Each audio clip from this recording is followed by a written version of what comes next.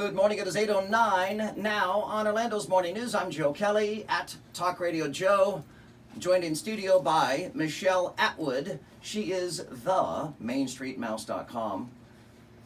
And our Star Wars aficionado, Laurel Lee. Now you are just back, Michelle, from Anaheim, where you went to the big opening there of the Star Wars Galaxy's Edge at Disneyland. Yes. And how was that?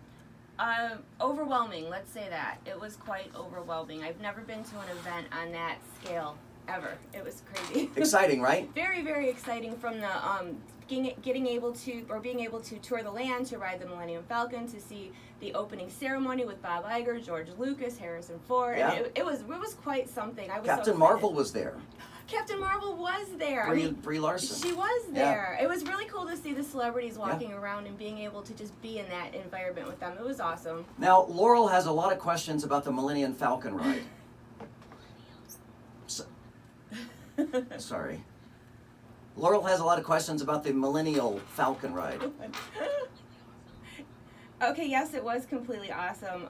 And the outside of the ride, it is like a life-size Millennium Falcon. The queue area is incredible.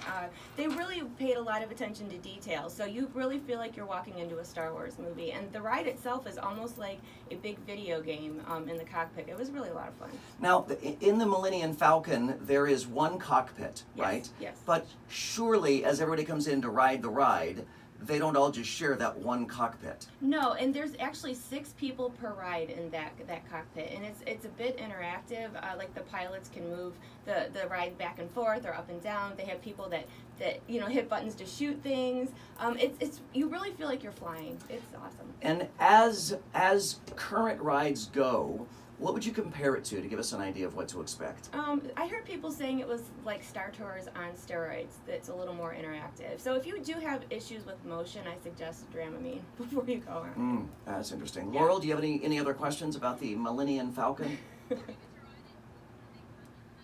Oh. No, I rode it twice in the daytime. I did not get a nighttime ride. You hear it's different at night, Laurel?